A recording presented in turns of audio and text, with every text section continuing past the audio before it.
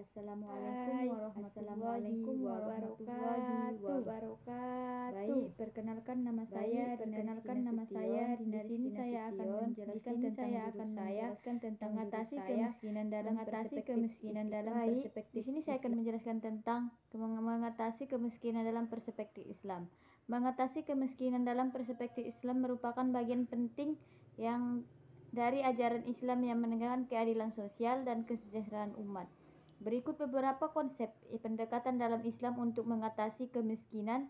Yang pertama, zakat. Yang kedua, sedekah dan infak. Yang ketiga, wakaf. Dan kelima, pemberdayaan ekonomi. Adapun pengertian zakat. Zakat adalah kewajiban memberikan sebagian harta kepada mereka yang membutuhkan. Zakat wajib dikeluarkan oleh setiap muslim yang mampu dan merupakan salah satu dari 5 rukun Islam. Yang kedua, zakat menunjukkan untuk membersihkan harta fakir miskin serta mengurangi kesenjangan sosial dan ekonomi dalam bermasyarakat. Yang kedua, sedekah dan infak. Selain zakat, Islam juga mendorong umat untuk bersedekah dan berinfak, yaitu memberikan sumbangan sukarela untuk membantu mereka yang kurang mampu atau yang kurang beruntung. Sedekah tidak terbatas pada harta, benda, tetapi juga bisa seperti jasa, tenaga, dan dukungan moral. Wakaf. Wakaf adalah pemberian harta yang dimanfaatkan untuk kepentingan umum atau amal sosial dengan cara yang berkelanjutan. Wakaf bisa tanpa tanah, bangunan, atau harta bisa lainnya yang berhasil digunakan untuk kesejahteraan masyarakat seperti membangun sekolah, rumah sakit, atau fasilitas-fasilitas umumnya. 4. Prinsip ekonomi Islam.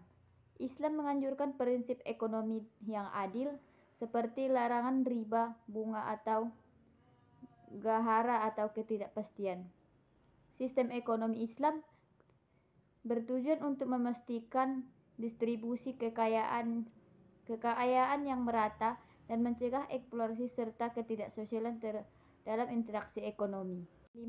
Pemberdayaan ekonomi. Pemberdayaan ekonomi Islam mendorong pemberdayaan ekonomi melalui pendidikan dan pelatihan yang membantu individu memperoleh keterampilan dan pengetahuan yang diperlukan untuk meningkatkan taraf hidup mereka. Memberikan bantuan sosial, modal usaha atau pinjaman tanpa bunga kepada yang kurang mampu atau kaum miskin yang juga menjadi salah satu cara untuk membantu mereka melalui usaha dan menjadi mandiri secara ekonomi. Yang keenam, keadilan sosial. Islam memerankan kepentingan keadilan sosial dan tanggung jawab bersama dengan mengatasi kemiskinan. Pemerintah dan masyarakat diharapkan bekerja sama dalam menciptakan kebijakan dan program yang mendukung kesejahteraan seluruh lapisan masyarakat melalui pendekatan ini. Islam berusaha mengatasi kemiskinan dengan menciptakan sistem yang adil dan berkelanjutan, yang tidak hanya membantu kaum miskin secara material, tapi juga memberdayakan mereka untuk mencapai kemandirian dan kesejahteraan jangka panjang. Di sini juga ada sesi tanya jawab. Yang pertama, apa saja prinsip dalam dasar Islam yang mendorong umat untuk membantu mengatasi kemiskinan?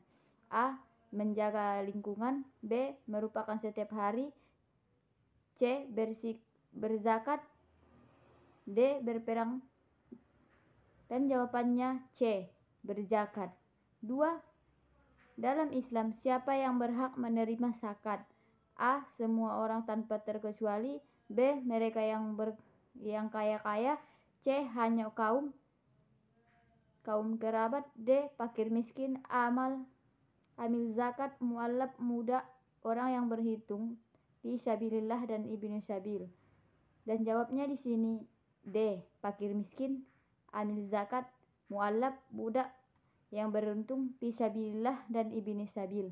Yang ketiga, apa istilah yang digunakan dalam Islam untuk meminjam tanpa bunga yang diberikan kepada orang-orang yang membutuhkan? A. Riba. B. Qardul hasanah. C. Murobaah. D. Musyawarah. Jawabannya adalah B. Qurratul hasanah.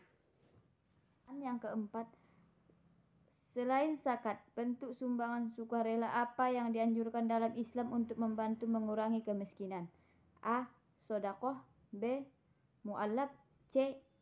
Ijarah, D. Riba. Jawabannya A. Sedekah. Dan pertanyaan yang kelima, bagaimana Islam memandang persoalan dan konsumsi berlebihan dalam konteks mengatasi kemiskinan? A. Islam menganjurkan persoalan sebagai tanda kekayaan. B. Islam melarang perborosan dan menganjurkan kesederhanaan. C. Islam tidak memiliki pandangan khusus tentang pemborosan. D. Islam hanya mengatur zakat tanpa mengatur pola konsumsi. Jawabnya adalah B. Islam melarang pemborosan dan menganjurkan kesederhanaan. Terima kasih.